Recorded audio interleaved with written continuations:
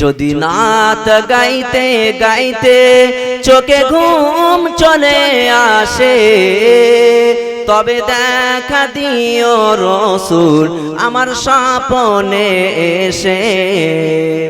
আমি শব্দ গাতি গানে তোমার ভাবনায়, কত সুর মেখে যে তারে মনের মতো সাজায়। আমি শব্দ গাতি গানে তোমার ভাবনায়, কত সুর মেখে যে তারে মনের মতো সাজায়। যদি মনের মতো গাথা মনের মতো না হয়, যদি মনের মতো গাথা মনের মতো না হয়, মনের মতো সাজিয়ে দিও গান আমার হেসে। যদি নাত লিখতে লিখতে চোখে ঘুম চলে আসে, তবে দেখা দিও রসুল আমার শিয়রে এসে। যদি নাত গাইতে গাইতে চোখে ঘুম চলে আসে, তবে দেখা দিও রসুল আমার শিয়রে এসে। আল্লাহুম্মা। মুসলমান ঘরের ছেলেরা, নবীর উম্মত উম্মতিরা, হযরতে জুনায়েদ বাগদাদী রাহমাতুল্লাহ আলাইহি ওই বাচ্চাটাকে নিয়ে, ওই শ্রোতাটাকে নিয়ে, ওই ইহুদি ছেলেটাকে, ইয়ং জেনারেশন যুবক ছেলেটাকে নিয়ে তার কনফারেন্সে মজলিসে চলে যাবে। এমন তো অবস্থা, সে জায়গায় পৌঁছে গেল।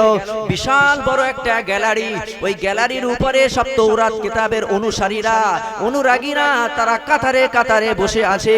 তারা হুজুর, তাদের পাদ্রী সাহেব, তাদেরকে হুজুরদের পাদ্রী সাহেব বলা হয়। পাদ্রী সাহেবের ওয়াজ নসিহত শুনবেন, পাদ্রী সাহেবের তৌরাতের রেফারেন্স, তৌরাতের কথা তারা শুনবেন। ও জায়গায় সব চাতক পাখির মতো বসে আছে।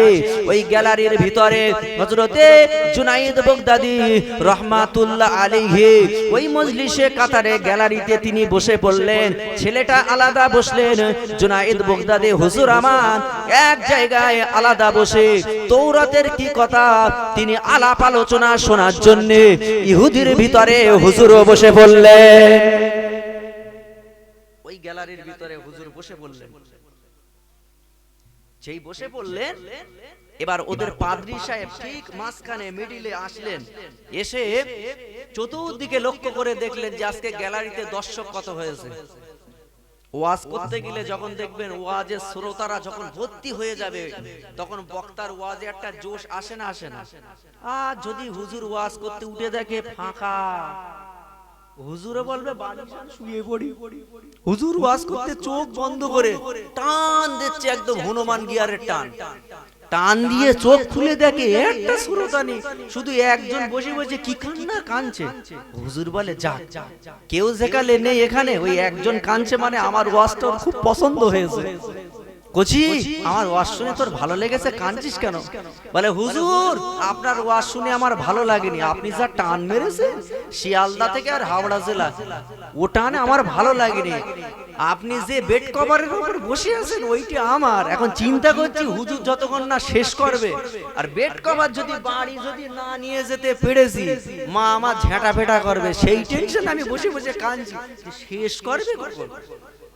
আর একজন বসে বসে কাঁদছে, এই তুই কাঁদছিস কেন? বলে হুজুর যে মাইকে ওয়াজ করছো আমার, আমিও টেনশনে পড়ে গিয়েছে, কখন তুমি শেষ করবে মাইক আমি বুঝতে পারি না। হুজুর চারিদিকে লক্ষ্য করে দেখলেন পাদ্রী সাহেব গ্যালারিতে লোক বিশাল, কানায় কানায় দর্শক। যে রেফারেন্স শুরু করতে যাবে হঠাৎ করে হুজুর টপ করে লক্ষ্য করলেন, এই আজকে তৌরাতের মজলিস হবে না, রেফারেন্স হবে না। মুসলমান ঘরের ছেলেরা, নবীর উম্মত উম্মতিরা, পাদ্রী সাহেব তিনি গ্যালারির দিকে লক্ষ্য করে দেখতে পেলেন, না না আজকে তৌরাতের মজলিসটা হবে না, এখানেই বন্ধ করা হবে, আজকে তৌরাতের মজলিস হবে না। হুজুর হুজুর কেন কেন? আমরা তো এতটা টাকা খরচ করলাম, এত টাকা খরচ করে এই মজলিসটা কায়েম করলাম, আর আপনি তৌরাতের না কথা বলে রেফারেন্স না দিয়ে তৌরাত আমাদের না শুনিয়ে আপনি চলে যাবেন। না না না, কেন আপনার কি প্রবলেম হয়েছে, কি আপনার অসুবিধা হয়েছে আমাদেরকে একটুখানি জানান। ওই সময়তে পাদ্রী সাহেব বলেছিলেন, এ তৌরাতের অনুসারীরা, এ আমার কমের মানুষেরা, আমি ওই গ্যালারির ভিতরে দেখতে পেলাম, আমি লক্ষ্য করে দেখতে পেলাম এই ইহুদিদের ভিতরে একজন মুসলমান ঢুকে গিয়েছে, তাই আমি তৌরাত কিতাব আর আলোচনা করব না। মুসলমান ঢুকে গিয়েছে, মুসলমান বলে না, কি মান? মুসলমান, মুসলমান ক্রিটিসাইজ করছে। এরা চতুর্দিকে লক্ষ্য করে দেখে, কই মুসলমান কই, ওদেরও দাড়ি আছে, আবার ইহুদিতে দাড়ির চাইতে আবার গোঁপ একেবারে 7.5 ফুট গোঁপ এইভাবে দিয়ে এইভাবে উঁচু করে যেন টাওয়ারের মতো ট্যাং ট্যাং করে বাজে, গোঁপ এইভাবে দিয়ে রেখেছে। এখন ওর ভিতরে দেখছে কে কোথায়, এখন সবাই দেখে চিনতে পেরেছে যে পাশে যে লোকটা টুপি খুলে বসে আছে ইনি হলেন তৎকালীন সময়ে আল্লাহর বিখ্যাত ওলি হযরত জুনাইদ আল বাগদাদী রাহমাতুল্লাহ আলাইহি। একবার জোরে বলুন। হুজুর ওর ভিতরে বসে আছে, সবাই হুজুরকে ধরলেন, তোর এত বড় স্পর্ধা, আজকে আমাদের তৌরাতে মজলিসে এসেছিস, আমরা তো কোরআনের মজলিসে যাই না। আর বাচ্চারা শুধু আল্লাহ বিল্লাহ করছে, আল্লাহ আমার হুজুরকে আল্লাহ আপনি হেফাজত করেন। ইহুদির ছেলে, মুসলমান ঘরের ছেলেরা ভালো করে খেয়াল করে শুনুন, এ নবীর উম্মত উম্মতিরা, হুজুরকে তারা সবাই ধরে এমন অবস্থায় মারতে যাবে, হুজুরকে কতল করবেন, হুজুরকে শেষ করে দেবেন। হঠাৎ করে দেখা যায় না না না, পাদ্রী সাহেব হাঁক দেয়, এ আমার কমের মানুষেরা, এ আমার কমের মানুষেরা, না না ওকে মারবে না, ওকে তোমরা ছেড়ে দাও, ওই জুনাইদকে আমার কাছে নিয়ে এসো, ওই মুসলমানকে আমার কাছে নিয়ে এসো, আমি ওর সঙ্গে একটু কথা বলবো। ওই সময়তে পাদ্রী সাহেব যখন হযরত জুনাইদ আল বাগদাদী রাহমাতুল্লাহ আলাইহিকে হুজুরকে আনলেন, ওই সময় বললেন, এ মুসলমান, মুসলমান কেন কেন আজকে আমার মজলিসে তুমি এসেছো, আমার মজলিসে তুমি কেন এসেছো, একবার বলো, কি তোমার উদ্দেশ্য আছে সেটা বলো। হযরত জুনাইদ বাগদাদী রাহমাতুল্লাহ আলাইহি হুজুর আমার বলেছিলেন, ও পাদ্রী সাহেব, আমি তৌরাত, ওই তৌরাতটা কিভাবে আলোচনা করো, ওই তৌরাতটা কিভাবে রেফারেন্স দাও, আমি জুনাইদ সেটা শোনার জন্য আমি এই জায়গায় এসেছি। তুমি কি জানো না, তুমি কি জানো না, এই তৌরাতের মজলিসে আসলে এতগুলো আমার অনুসারী আছে, এরা তোমাকে হত্যা করে দেবে, এরা তোমাকে শেষ করে দেবে, তোমার কি জাহানের ভয় নাই? ওই সময়তে জুনাইদ বাগদাদী রাহমাতুল্লাহ আলাইহি বলেছিলেন, এই পাদ্রী সাহেব শুনে রেখে দাও, আল্লাহর কোরআনে আছে, আমার আল্লাহ যার হায়াত দেয় পৃথিবী কেউ তাকে মারতে পারে না। আরো জোরে হবে না।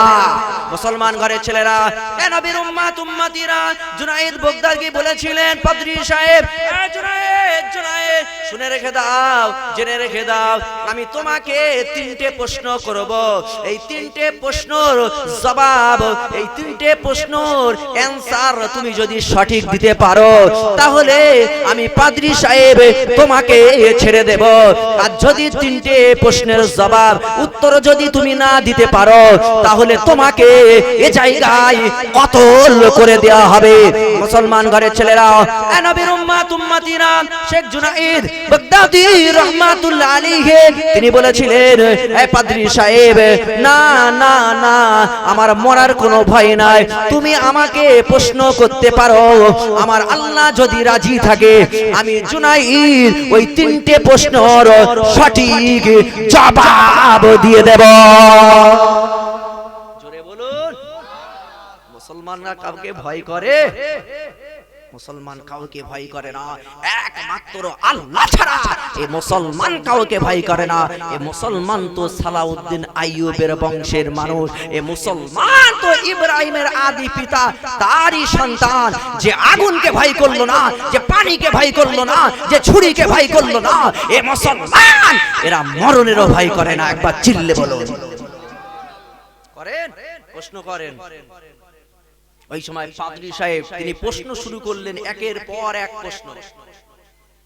মুসলমান ঘরের ছেলেরা, এ নবীর উম্মত উম্মতিরা, পাদ্রী সাহেব, तमाम মানুষ আছে আজকে জুনায়েদের খেল খতম করে দেব। আমাদের পাদ্রী সাহেব যে প্রশ্ন করবে ওই প্রশ্ন জবাব দিতে পারবে না। না না না, যদি জবাব যদি না দিতে পারে আমরা আজকে জুনায়েদকে নিজে হাতে তাকে কতল করে দেব, আমরা হত্যা করে দেব। অথচ আমার আল্লাহ হলো উত্তম পরিকল্পনাকারী। আমার আল্লাহ পাক আল্লাহ তাআলা যাকে হেফাজত করে, আমার আল্লাহ যাকে বাঁচায়, পৃথিবীর তাকে কেউ ক্ষতি করতে পারবে না। আমার আল্লাহ কোরআন শরীফের ভিতরে জানিয়ে দিলেন, এ আমার বান্দা বান্দীরা, আমি আল্লাহ জানিয়ে দিলাম, আমি আল্লাহ ঘোষণা করে দিলাম, যারা আমি আল্লাহ আমার হয়ে যাবে, যারা আমি আল্লাহ আমার হয়ে যায়, আমার নবীর দিওয়ানা হয়ে যায়, আমার আকা মাওলার গোলাম হয়ে যায়, আকা মাওলার আশিক হয়ে যায়, আমি আল্লাহ জানিয়ে দিলাম, ওয়া কানা হাক্কান আলাইনা নাসরুল মুমিনিন, আমি ওই বান্দা বান্দির হেফাজতের স্বয়ং আমি আল্লাহ দায়িত্ব নিয়ে নেব। আরো জোরে হবে না?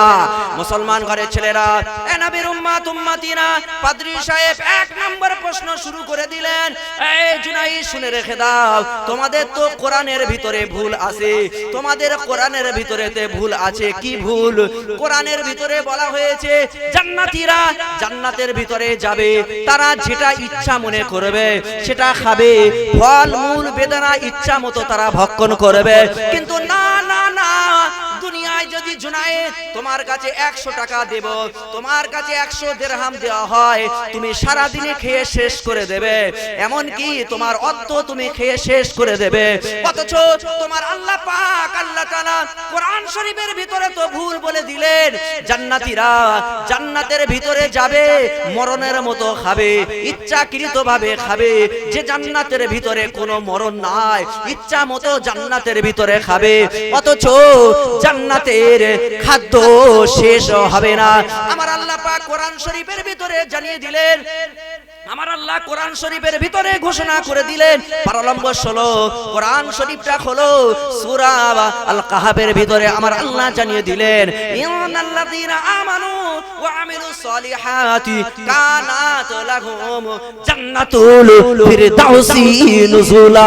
মুসলমান ঘরের ছেলেরা, এ নবীর উম্মত উম্মতিরা, আমার আল্লাহ কোরআন শরীফের ভিতরে স্পষ্ট ভাষায় জানিয়ে দিলেন, এ আমার বান্দা বান্দিরা, আমি আল্লাহ আমার যারা হয়ে যাবে, যারা সালিহা হবে, যারা সত্যবাদী হবে, যারা ঈমানদার হবে, আমি আল্লাহ আমার কাছে পছন্দনীয় হবে। আমি আল্লাহ পাক কাল কিয়ামতের ময়দানে সবচাইতে বড় জান্নাত, আমার দয়ার জান্নাত, জান্নাতুল ফিরদাউস তাকে উপহার দেব। আরো জোরে হবে না?